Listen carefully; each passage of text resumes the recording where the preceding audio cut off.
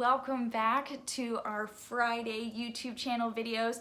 I want you to know that we are going to actually start diving into some series over the next few weeks, and today we are going to be kicking off our new series, Jesus Is.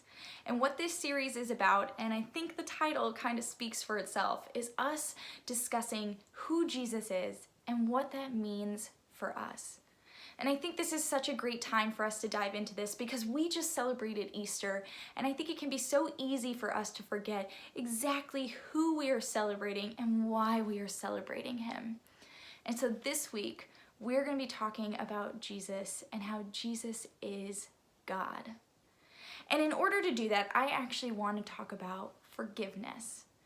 And when we hear forgiveness and we talk about what it looks like to forgive, and I think that's something that we've all experienced. There are situations in our life, whether when we were young or older, where we have had to ask others for forgiveness, or when we have had to extend forgiveness to somebody else.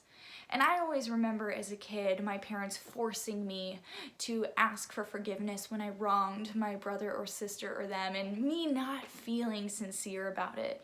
But as I got older, understanding the importance about being sincere in the way that you forgive.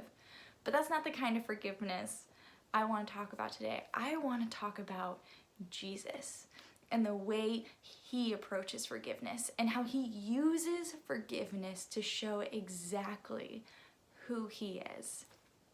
And you know what? Jesus is incredibly clear throughout the entire Gospels that he is God. He is the Son of God, and we see him state it clearly, and we see him explain it over and over again. And I want to read through one of those moments in Matthew 16:13 through 16, when Jesus is talking to his disciples. Here's what he says. Jesus went to the area of Caesarea Philippi. There he asked his disciples, "Who do people say the Son of Man is?" They replied, "Some say John the Baptist, others say Elijah, still others say Jeremiah, or one of the prophets. But what about you?" he asked. "Who do you say I am?"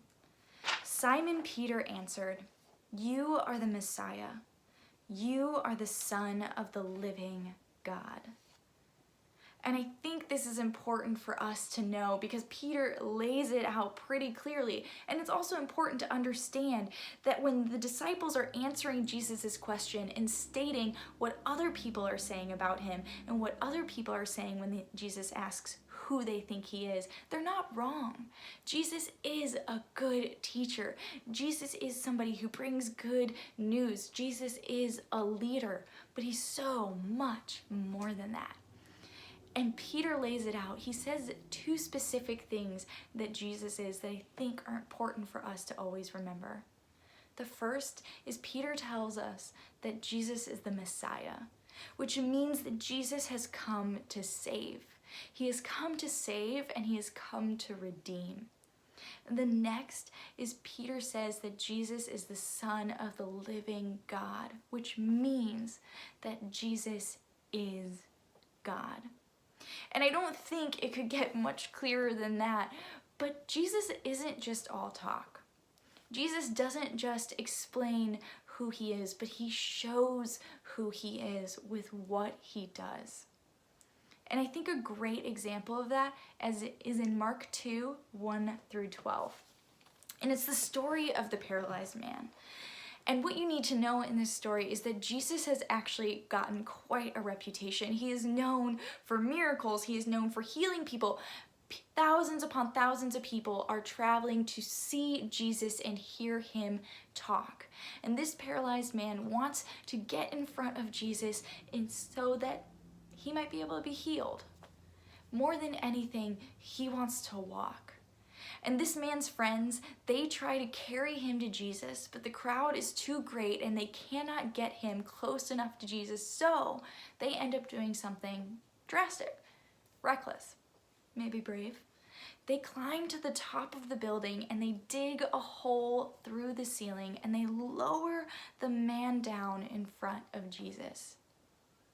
And if I was that man and I was finally sitting in front of Jesus, potentially receiving the healing that I have been hoping for, I don't know what I would do. I think I would be thrilled. I think I would be shocked and terrified. But I think I would have been surprised if I were this man by what Jesus did. You see, Jesus didn't come out and just say, I've healed you, you can walk. Instead, Jesus says something else. He says, I forgive you. You are forgiven. And we might hear that and not think that's a big deal, but that's actually a huge statement for Jesus to make, because what we need to know is that back then, it was believed that if you were paralyzed, if you were disabled, if you had a disease, if you were experiencing some kind of misfortune in some way, it was because you had sin in your life. It was a punishment for something wrong that you did. So the common belief would be that that man was paralyzed because of sin. And so for Jesus to say to him, you are forgiven, I forgive you, what Jesus is saying is you are forgiven of your sin. Your sin will no longer punish you. And we need to understand is that when it comes to forgiveness, you can only be the one that has the authority to forgive if you're the one that's been offended. So for Jesus to have the authority to forgive sin, he has to be the one who is offended by it. And God is the one who is offended by sin. And God alone is the one who has the authority to forgive it. And so by Jesus saying to this man, you are forgiven, I forgive you, he's not only saying it to this paralyzed man, he's saying it to everyone there. I am God. But then he takes it one step further and he tells the man to stand up and walk. He forgives him and he releases him from the punishment of his sin. Jesus is using what he does, not just what he says to his disciples, to show exactly who he is. And Jesus being God, Jesus having the authority to forgive, changed everything for that paralyzed man. And it actually changes everything for us. And so that's what I want you to be talking about in small groups today, is I want you to be talking about, if Jesus is God, what does that mean for you? If Jesus is God, what does that change for you? You guys are going to talk through some questions and you're going to be talking about what does it look like for you to understand exactly who Jesus is and how he is God. But that's the big question I want you to ask yourself. If Jesus is God, what does that mean for you? Because Jesus does so many incredible things with the authority he has, but the first and foremost thing that he does is he loves us and he forgives us.